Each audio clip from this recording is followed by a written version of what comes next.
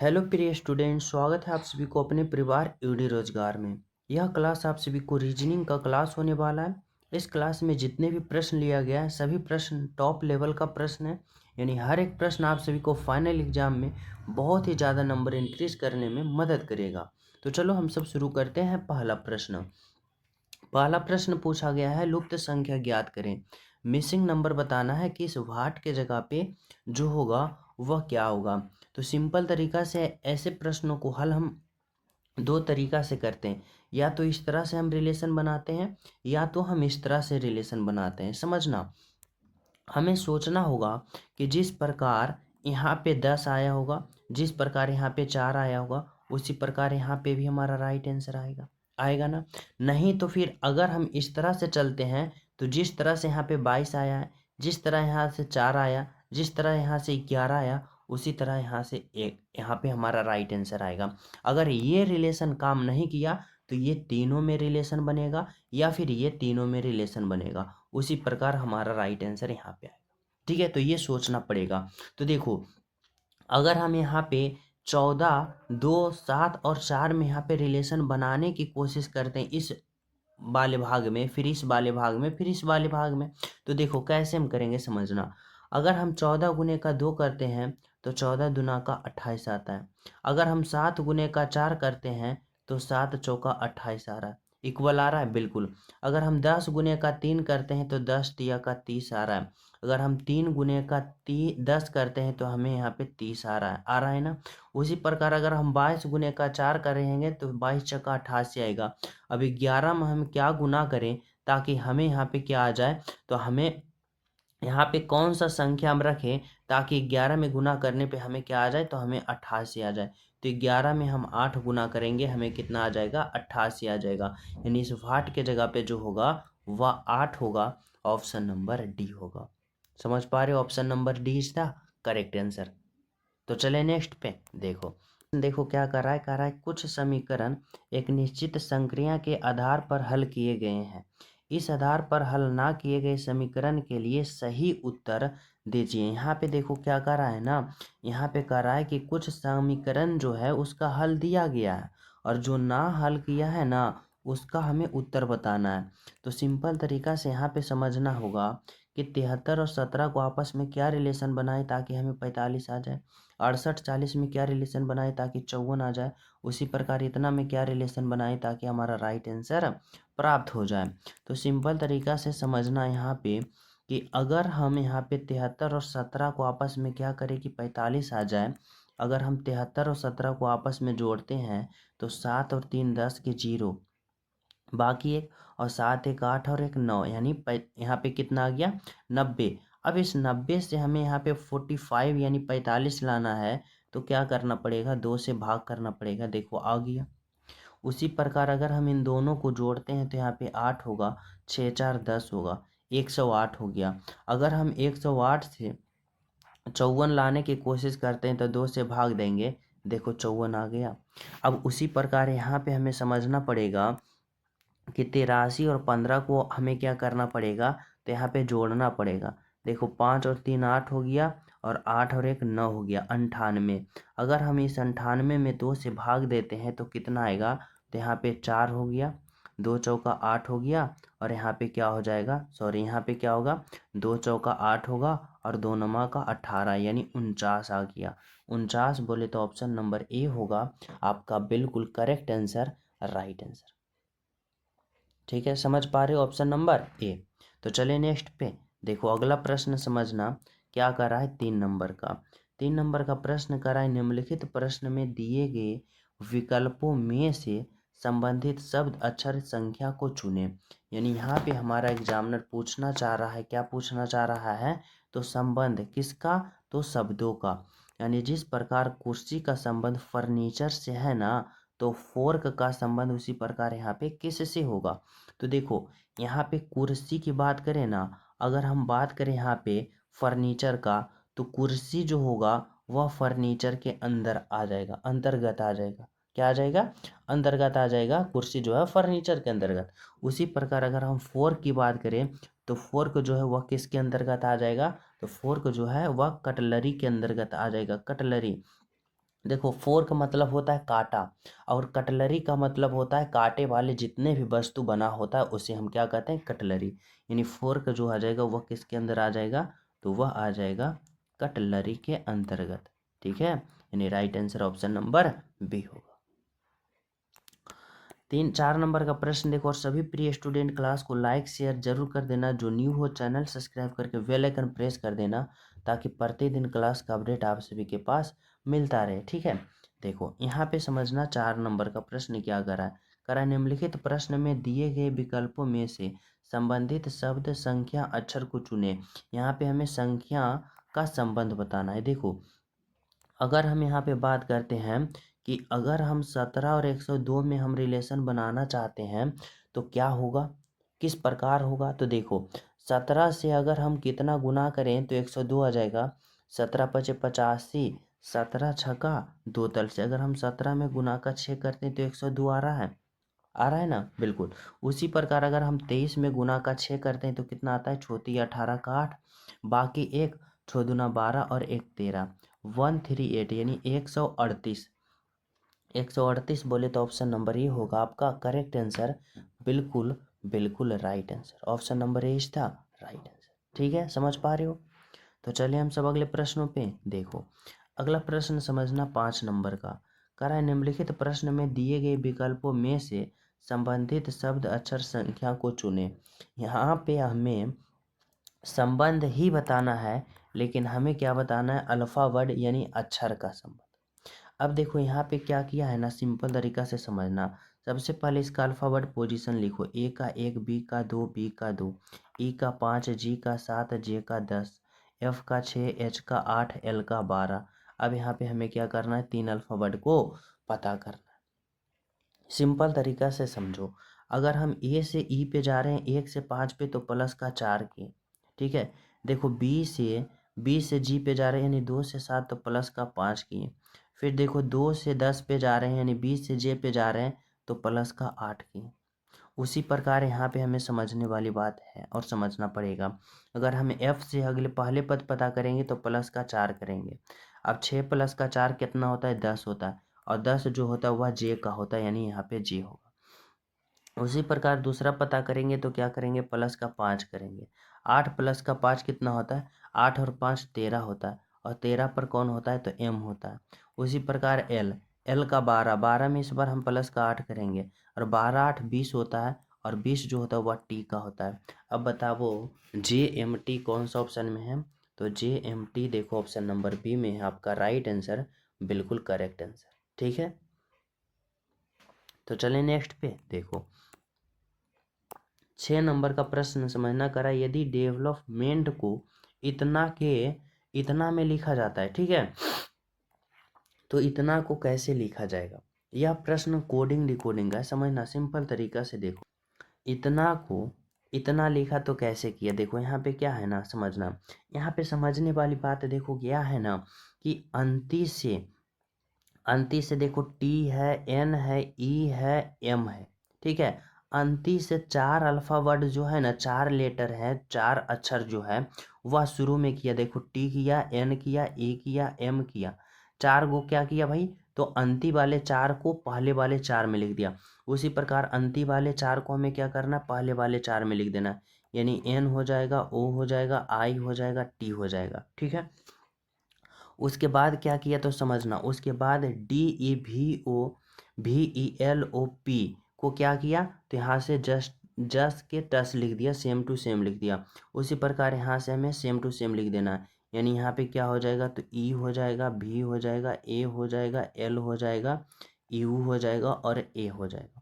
अब देखो कौन सा ऑप्शन में ऐसा है, तो देखो ऑप्शन नंबर यहाँ पे डी में है, यानी राइट आंसर आपका ऑप्शन नंबर डी होगा, बिल्कुल करेक्ट होगा। ठीक है, तो चलिए नेक्स्ट प्रश्न पे देखो।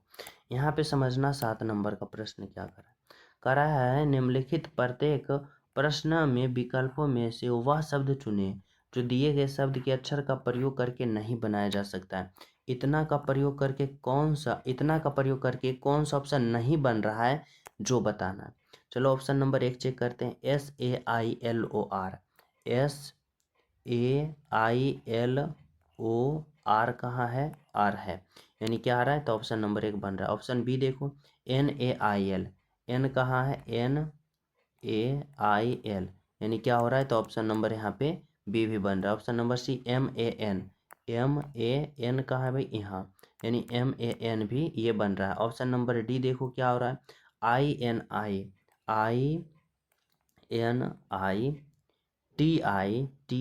देखो टी इसमें ओवरऑल कहीं भी नहीं है, इसमें प्रयोग किया गया, तो कौन नहीं बन रहा है, ऑप्शन नंबर डी, और ये नहीं बन रहा है तो यही हमारा राइट आंसर होगा। ठीक है। 8 नंबर का प्रश्न समझना क्या करा है, निम्नलिखित में से किस चिन्ह को परस्पर बदलने से निम्नलिखित समीकरण सही होगा। हम यहाँ पे कौन सा चिन्ह को अदला बदली करें ताकि हल करने पे हमें 64 प्राप्त हो जाए। सिंपल तरीका से देखो, अगर हम यहाँ पे क्या करते हैं ना, इस भाग के जगह जोड़ रखते हैं और जोड़ के जगह भाग रखते हैं। अब देखो हमें क्या पता होता है, क्या प्राप्त होता है। तो देखो अगर हम 64 और 8 को जोड़ते हैं तो 8 4 12 का 2 और 6 एक साथ 72 आ गया, भागा का यहाँ पे 9 हो गया और गुना का 8 हो गया, और हमें क्या करना है, 64 लाना है। अब देखो अगर हम बात करते हैं 72 में 9 से भाग देते हैं तो 9 8 का 72 और गुने का 8 और बराबर 64। अब 8 गुने का 8 करेंगे 64 और बराबर यहाँ पे 64। अब 64 64 इक्वल आ गया, यानी क्या किए, तो भाग के जगह यहाँ पे क्या किए, तो भाग और जोड़ को उलट पुलट कर दिए, यानी भाग और जोड़ कहाँ है, तो देखो यहाँ पे ऑप्शन नंबर सी है, यानी जोड़ और भाग को उल्टा पुल्टा किए, यानी भाग के जगह जोड़, जोड़ की जगह भाग। ठीक है। अगला प्रश्न समझना 9 नंबर का, कराए दिए गए विकल्पों में से विषम संख्या शब्द अक्षर संख्या युग्म को चुने। आप लोग को बताना है इसमें सबसे विषम जो है वह कौन सा शब्द है। सिंपल तरीका से देखो, कराए पेचकस, पाना, प्लायर और चाकू। अगर हम सबसे अलग की बात करें ना, तो सबसे अलग होगा चाकू। चाकू जो होता है काटने के लिए प्रयोग किया जाता है, लेकिन पेचकस, पाना और प्लायर जो है किसी भी नट बोल्ट या पेच को खोलने या कसने में प्रयोग किया जाता है, लेकिन चाकू जो है कट करने यानी काटने में प्रयोग किया जाता है। ऑप्शन नंबर डी आपका राइट आंसर होगा। ठीक है। अगला प्रश्न देखो 10 नंबर का, कराए दिए गए विकल्पों में से विषम संख्या शब्द अक्षरों संख्या युग्म को चुने। सबसे विषम जो है उसको हमें बताना है कि कौन सा सबसे विषम है, यानी सबसे अलग अक्षर है। ठीक है। जैसे देखो यहाँ पे अगर हम बात करें, ये यहाँ पे सिंपल तरीका से देखो, अल्फाबेट पोजीशन लिखते हैं, ए का 1 होता है, जेड का 26 होता है, बी का 2 होता है और वाई का 25 होता है। ठीक है। उसी प्रकार देखो यहाँ पे सी का 3 होता है, एक्स का 24 होता है, डी का 4 होता है और डब्लू का 23 होता है। ठीक है। फिर देखो ई का 5 होता है, भी का 22 होता है, एफ का 6 होता है, यू का 21 होता है। ठीक है। फिर देखो टी का 20 होता है, जी का 7 होता है, जी का एस का कितना होता है भाई, तो एस का 19 होता है और एच का 8 होता है। अब यहाँ पे आप लोग रिलेशन बनाना शुरू करो कि क्या हो रहा है। देखो अगर हम एक के बाद एक छोड़ के चलते हैं, ए से बी गया प्लस का 1 यानी 1 से 2 प्लस का 1, सी से डी प्लस का 1 यानी 3 से 4 प्लस का 1, ई से एफ देखो प्लस का 1 5 से 6 प्लस का 1। अब देखो टी से एस गया यानी 20 से 19 गया, माइनस का 1 किया, माइनस का 1 किया, यानी सबसे अलग ऑप्शन नंबर डी दिखा, right answer option number D होगा। ठीक है। अगला प्रश्न समझना क्या करा है, 11 नंबर का प्रश्न करा है, दिए गए विकल्पों में से विषम शब्द अक्षर या संख्या युग्म को चुने। यहाँ पे हमें क्या करना है ना, यहाँ पे हमें संख्या में सबसे विषम का चयन करना।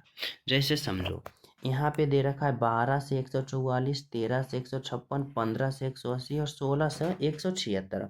सबसे अलग कौन है ये हमें पता करना है। तो देखो अगर हम 12 से 144 लाना चाहते हैं तो 12 में 12 गुना करेंगे, कितना आएगा, 144 आ रहा है, बिल्कुल आ रहा है।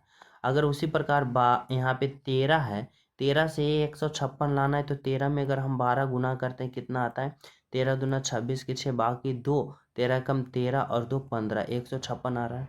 उसी प्रकार 15 से अगर हमें 180 लाना है तो क्या 12 गुना करेंगे, आएगा 15 दूनी 30 बाकी 3, 15 एकम 15 3 18, 180 आया।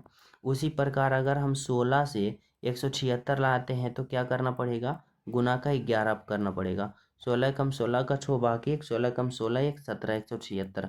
तो सबसे अलग ऑप्शन जो दिखा हुआ कौन दिखा भाई?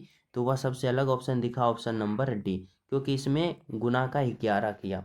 Right answer option number D होगा। ठीक है, चलो अगला प्रश्न समझना। 12 नंबर का क्या करा है? करा एक लुप्त पद है, दिए गए विकल्पों में से वह सही विकल्प चुने जो अनुक्रम को पूरा करेगा। यानी इस वाट के जगह पे आप लोग को बताना है कौन सा अल्फाबेट आएगा। सिंपल तरीका से देखो, यहाँ पे सी से डी, डी से ई, एफ जी, तो यहाँ पे क्या होगा? एच होगा। ठीक है, उसी प्रकार D E F G H, तो इस बार क्या होगा? आई होगा। उसी प्रकार D E F G H, तो यहाँ पे क्या होगा? फिर आई होगा। फिर देखो पी, फिर क्यू नहीं आर, फिर एस नहीं, यहाँ पे समझना। यहाँ पे अब क्या हो रहा है देखो, अब यहाँ पे क्या हो रहा है कि दो दो बढ़ रहा है। जैसे पी से आर पे गया तो प्लस का 2 आगे बढ़ गया, पी क्यू आर। फिर देखो आर से 2 बढ़ोगे एस टी, टी से 2 आगे बढ़ोगे तो यू भी से 2 बढ़ोगे तो क्या होगा? W x. और एक्स से आगे 2 बढ़ना है, एक्स से आगे 2 बढ़ना है तो क्या होगा? एक्स के आगे क्या होता है? बाई, बाई के आगे जेड, यानी यहाँ पे जेड होगा।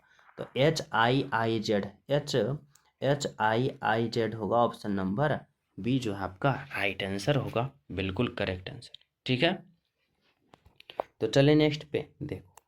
यहाँ पे समझना 13 नंबर का प्रश्न क्या हो रहा है। यहाँ पे कह रहा है कि निम्नलिखित प्रश्न में दी गई श्रृंखला में गलत संख्या ज्ञात करें।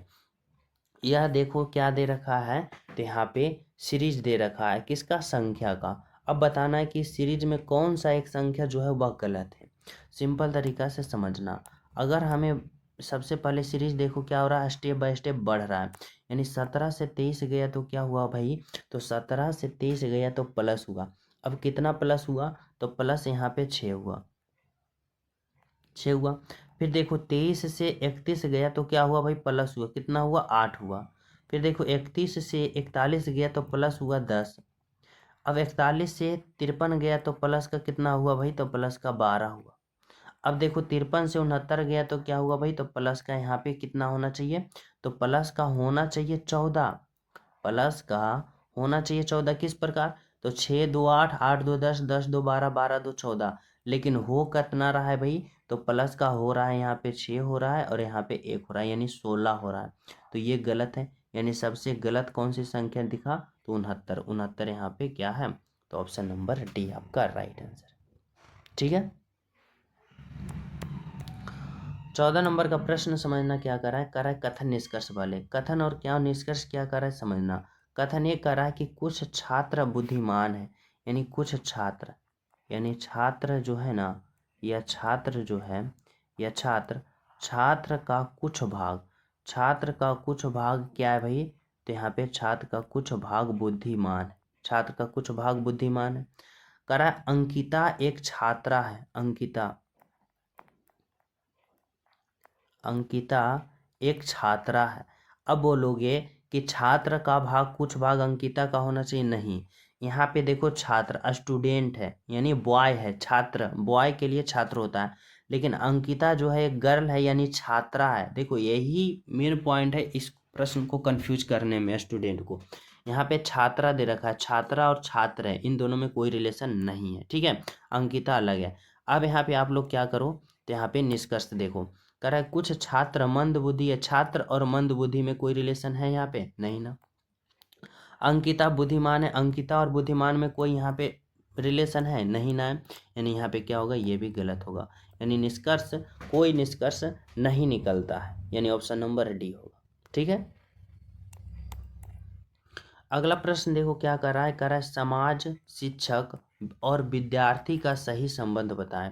सिंपल तरीका से देखो, अगर मैं समाज के लिए गोला बनाता हूँ, समाज के लिए गोला बनाया, अब देखो समाज के अंदर शिक्षक भी आ जाएगा और समाज के अंदर विद्यार्थी भी आ जाएगा, यानी ऐसा आरेख देखो ऑप्शन नंबर बी में। ठीक है,